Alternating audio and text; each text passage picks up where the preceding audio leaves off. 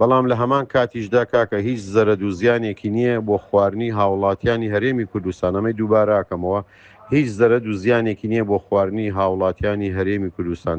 ئەم ڤایرۆسە IB نیوکاستڵ گەمبۆرۆیە، واتە لە هەموو وڵاتێکی دنیادا هەیە، لە وڵاتە پێشکەوتەکانی شەیە، لە ئەمریکا، لە فەڕەنسا، لە هۆڵندا، لە تورکیا، لە ئێران، توانین بڵین لە هەموو وڵاتێکی لە سەرانسەری دنیادا ئەم سێ ڤایرۆسە بە ناوی IB نیوکاستڵ گەمبۆرۆ وجودی هەیە.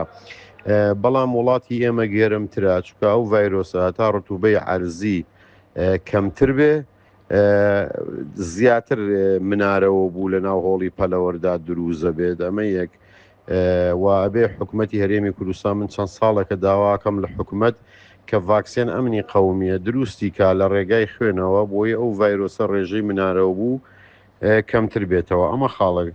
بەڵام لە هەمان کاتیشدا کاکە هیچ زەرەد و زیانێکی نییە بۆ خواردنی هاوڵاتیانی هەرێمی کوردستان. ئەمەی دووباراکەمەوە هیچ زەرەد و زیانێکی نییە بۆ خواردنی هاوڵاتیانی هەرێمی کوردستان. تاکە زەرەد کە هەیەی بۆ جیلفانی خاوەن پرۆژەنجینە هیچ زەرەدێکی تری نییە. ئەمە چەندین دکتۆری ڤەیتەرنەریەم قسەی منیان پشتڕاست کردوێتەوە. گرفتی تر هەیە براکەم بێ بازاڕیە، بێ حکوومەتی هەرێمی کوردستان هەوڵدا بازاڕێکت بۆ دروستکە کە نەهێڵە تۆ تووشی زەرەد و زیامی. لە هەمان کاتدا ئێستا کە من قسە لەگەڵ جەناب تاکەم تێچوونی چیلۆیە گۆشتی مریشک ١٧٠ پارەکەی عەلەفە، لەگەڵ 4 مانگ لەمەوە پێش هەموو تەنێک عەلەف 100,000 دینار گرام بووە و ئەم دقەیە کە قسەی لەگەڵ جەناب تاکەم 100,000 دینار گرانە. جووچی کوالێتی خراپەواتە ئەو جوچکەی کایدەن بە خاوەن پرۆژەکان هەڵهێنەرەکان ئەتوانین بڵین لە 130 بۆ 25 جوچکی خراپە، با ئینسان بێویژدان نەبێ 180 جوچکێکی باشە، ڕقابەی چاودێری نییە. لەلایەکی ترەوە حکوومەتی هەرێمی کوردستان بازاڕت بۆ دروست ناکات. لەلایەکی ترەوە لەگەڵ بازگەکانی حکوومەتی عێراقی کێشە و مەعانات و مەشاکیل هەیە، چونکە لە بازگەکانی حکوومەتی عێراقی هەموو سارێک 4 میلیۆن تا 5 میلیۆن دیناری لێوەرەگرن، ڕۆژی وایە نایڵن مریشکی ئێمە بۆ خواروونی وەڕاستی عێراق هەر بڕوە.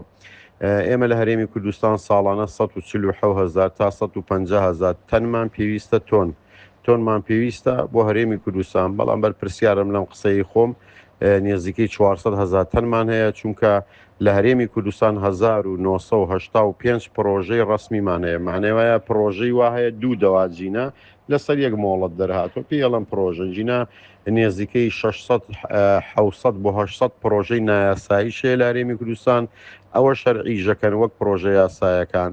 واتە مریشکێکی زۆر هەیە. لە هەمان کاتدا مریشکی تورکیش دێ کە ئێمەم هەموو بەروبوومە جوانی خۆمان هەیە بە پێی عیلمی پزیشکی ڤەیتەرنەری بەخێوەکرێت تا دکتۆری ڤەیتەرنەری فەحسی بۆ نەکا ناکرێتە بازاڕەوە لە هەرێمی کوردستاندا. بەڵام بەداخەوە مریشکێکی تورکیت بۆ دێ کە نەسەر چاوی دیارەونەیەکی دیارە من و جەناب و هەموو هاوڵاتیانش لە تۆڕە کۆمەڵاتیەکانی بینین کە ئاوێ خێتە ناوڕانەوە ئاوێ خێتە سەر سنگەوە. بەڕێی منەمەش شتێکی هەڵەیە.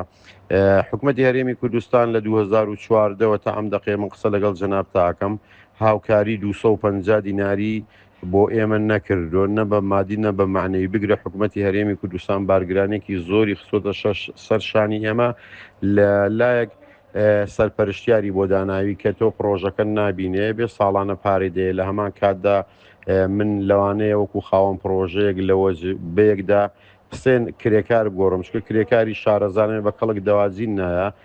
دیسان دەستەوبەری کۆمەڵایەتی پارێکی زۆر وەرەگرێت لە کرێکارە بێویژەر خاوەن پرۆژە بیداواتە کارەبا بەم حاڵ جوانی عەلەف بەو جوانی نرخی مریشک بەو جۆرەکە شەوی ڕابردی و لە 2250 دینارەوە تا 2500 دینار خراوەتە بازاڕەوە. لترێ بنزینی مەحەسەن لە پشت 2000ەوەی، بەڵام چیلۆیە مریشک بە 2 ڕۆبێک بەڕاستی ئەمە پێکەنی ناوێ نازام چۆن بە بەڕێز بڵم. واتە ومێت دەکەم ئەم کێشە و مەشاکیل و مەعاناتانەی کە ئێمە هەمانە لەگەڵ ڤایرۆسەکەی هەمووی بەسەرێکەوە بڵاویکەوە. ومێت دەکەم حکوومەتی هەرێمی کوردستان بەدڵ سۆزانە بێتە سەر خەت، چونکە ئێمە ئاسایشی خۆراکی ئەم وڵاتەمان ڕاگرتووە، زیاتر لە 400 هەلی کارمان ڕەخساندووە بۆ هاوڵاتیانی هەرێمی کوردستان. ئەگەر هیچ کە نەبێ لە مەعاناتەکانمان کەمکەنەوە بازاڕێکمان بۆ دابینکەن.